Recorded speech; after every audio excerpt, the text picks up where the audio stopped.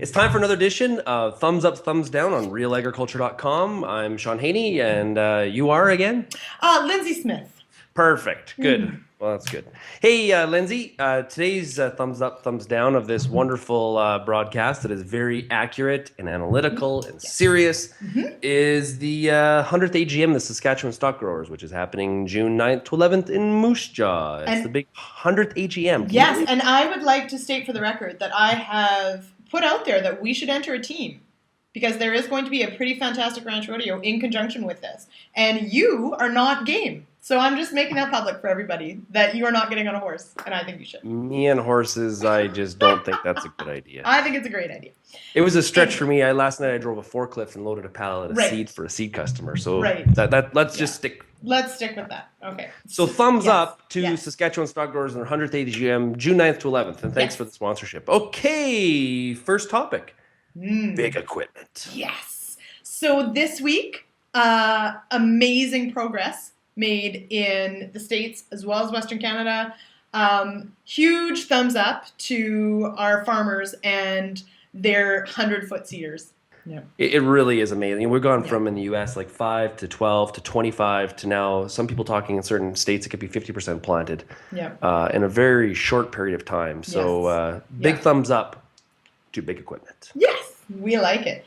Now on to probably the biggest thumbs down I think I've ever done.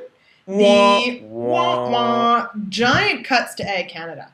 Like, giant. So, is there people still working there? Well, we hope so. We would love them to be, but looks like up to 700 people's positions affected. Now, not all of those are layoffs. Some of it is just a change in what they do or those sorts of things. You're going to do the job of 3 people now? Basically. I mean, that's sort of the MO. When governments sort of try to gain efficiency, it basically means early retirement and somebody else does your job too.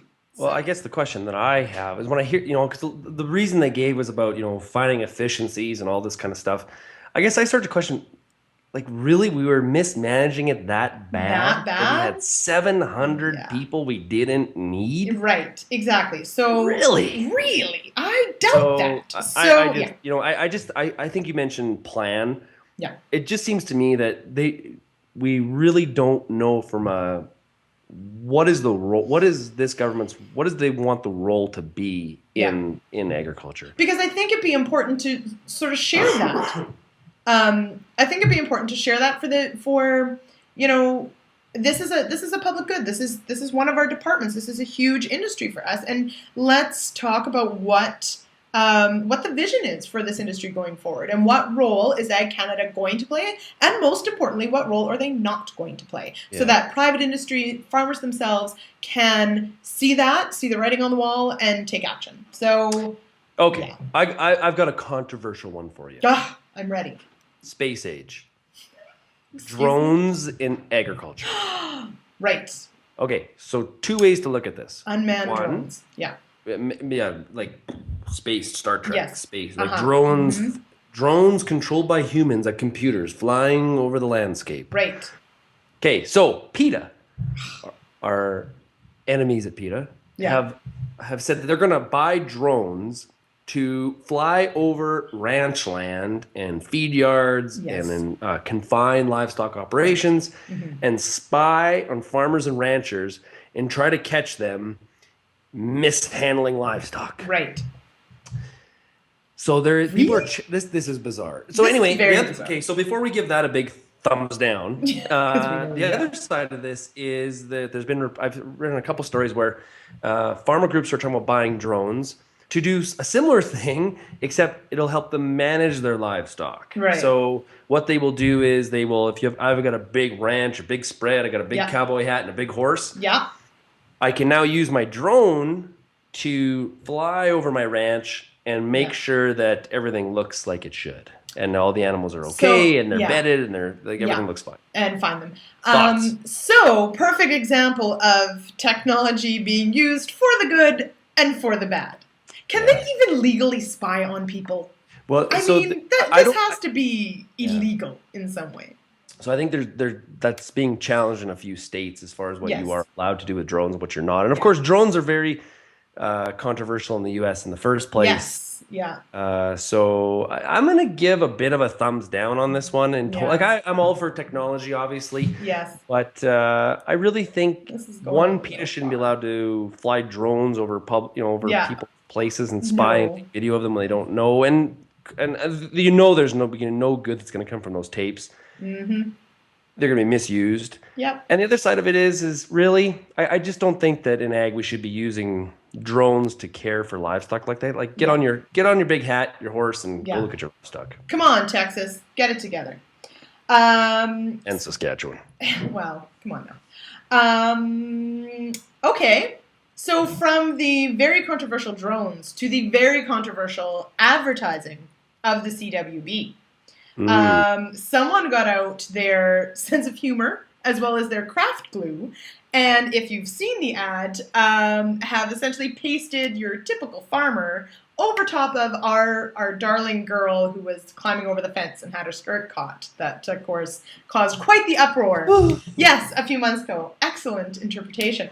So, what do you think? Thumbs up or thumbs down to Mr. Farmer getting pasted over Miss Skirt? Well, I give the big thumbs up to the original ad in the first place. I thought it was very good. And honestly, I think the little bit of tongue-in-cheek on the pasting the farmer over top was even better. Yeah. And I just think that people that continue to get upset about this, because is just have no sense of humor whatsoever. I think it was a very, very very, very clever play on the controversy of the first ad. So big thumbs up to Ian White and the marketing team. Yeah, well, and I have to say, I'm going to say thumbs up as well in that this is proof really that this is not the CWB of yore. That this is a company that has that can actually have a sense of humor and do something with that in their advertising, in those sorts of things, and use marketing ploys just like any other company could.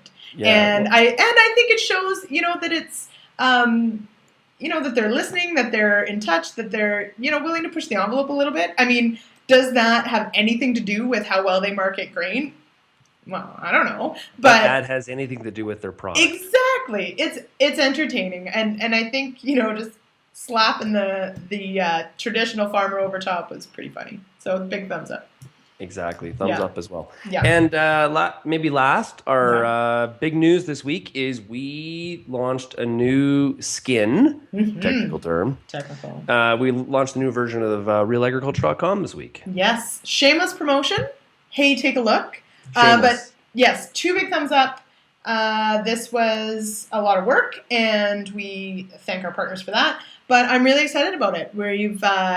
It's so lovely on smartphones. I love how responsive it is, how it's easier to navigate. I love all the big images, and I hope that our viewers and readers love it too, because it's pretty fantastic.